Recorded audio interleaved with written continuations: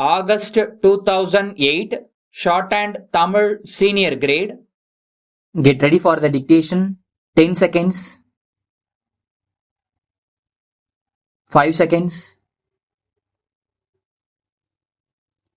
Start. மாண்புமிகு சட்டமன்ற உறுப்பினர்களே, வணக்கம். புதிதாக தேர்ந்தெடுக்கப்பட்டுள்ள சட்டப்பேரவையின் முதல் கூட்டத்தொடரில் உங்களிடையே உரையாற்றுவதில் நான் பெருமகிழ்ச்சி அடைகிறேன். தமிழக மக்களால் இப்பேரவை உறுப்பினர்களாக தேர்ந்தெடுக்கப்பட்டுள்ள உங்கள் அனைவரையும் வரவேற்பதில் மிக்க மகிழ்ச்சி அடைகிறேன்.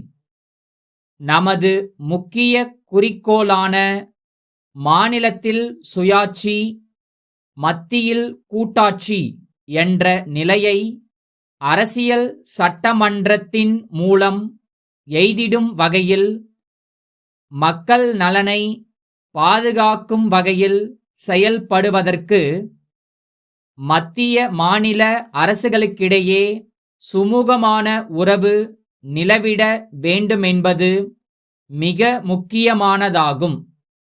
இதனை கருத்தில் கொண்டு உறவுக்கு கை கொடுத்து உரிமைக்கு குரல் கொடுக்கும் இந்த அரசு மாநிலத்திற்கு பயன் தரக்கூடிய நடைமுறையை பின்பற்றி மத்திய அரசிடமிருந்து தேவையான உதவிகளையும் உரிமைகளையும் வாதாடி பெறும் என்பதில் யாருக்கும் எந்தவித ஐயமும் தேவையில்லை என்பதை நான் முதற்கண் கோடிட்டுக் காட்ட விரும்புகிறேன்.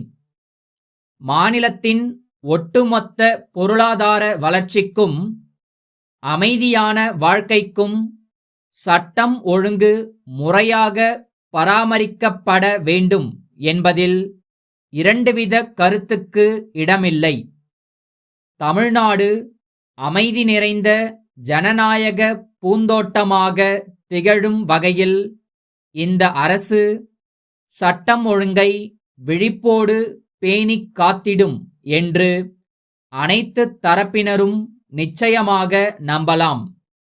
தமிழகத்தில் கடந்த ஆண்டு ஏற்பட்ட வெள்ள பாதிப்பின் போது மக்களுக்கு உடனடியாக உதவிடும் வகையில் வேறு எந்த மாநிலத்திலும் வழங்காத அளவிற்கு 1000 கோடி ரூபாயை மத்திய அரசு தமிழகத்திற்கு முன்பணமாக வழங்கியது. அதற்காக மத்திய அரசுக்கு நன்றியை தெரிவித்துக் கொள்கிறேன். மேலும் வெள்ளச்சேதத்தினால் நீர்நிலைகள் மற்றும் சாலைகள் போன்ற பொது கட்டமைப்பு வசதிகளுக்கு ஏற்பட்ட சேதங்களை நிரந்தரமாகச் சீரமைக்கும் பணிகளையும் நபார்டு வங்கியின் நிதி உதவியுடன் இந்த அரசு மேற்கொள்ளும் என்ற நல்ல செய்தியினையும் நான் உங்களுக்கு தெரிவித்துக் கொள்ள விரும்புகிறேன். அடுத்து, வளர்ந்து வரும் சென்னை மாநகரத்தின் பல்வேறு தேவைகளை முழுமையாக நிறைவு செய்யும் வகையில் ஒருங்கிணைந்த கட்டமைப்பு அமைக்கப்பட்டு செயல்படுத்தப்படும் என்று தெரிவிப்பதில் மிக்க மகிழ்ச்சி அடைகிறேன். இத்திட்டத்தின் ஒரு பகுதியாக சென்னைக்கு அருகில் புதிய புறநகரங்கள் அமைக்கப்படும் என்ற நல்ல செய்தியையும் நான் தெரிவித்துக் கொள்ள விரும்புகிறேன்.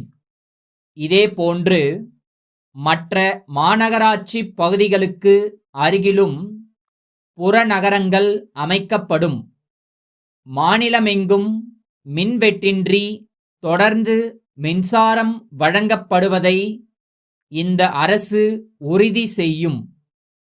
நாளுக்கு நாள் மின்சாரத்தின் தேவை உயர்ந்து வருவதை கருத்தில் கொண்டு தமிழ்நாடு மின்சார வாரியத்தின் வடசென்னை மற்றும் மேட்டூர் அனல் மின் நிலையங்களில் கூடுதல் மின் உற்பத்தி அலகுகள் நிறுவப்படும் என்ற மகிழ்ச்சியான செய்தியையும் தெரிவித்துக் கொள்கிறேன். புதிய அரசின் அணுகுமுறையால் தமிழகம் அனைத்து துறைகளிலும் வளர்ச்சியடையும் என்று முழுமனதோடு நம்புகிறேன். சென்னை தங்கச்சாலை தெருவில் உள்ள ராமன் எழுதுபொருள் அங்காடியின் மேலாளர், மதுரை பெரிய தெருவில் உள்ள சங்கீதா பெண்கள் மேல்நிலை பள்ளியின் தாளாளருக்கு எழுதிய 2/5/2007 நாளிட்ட கடிதம்.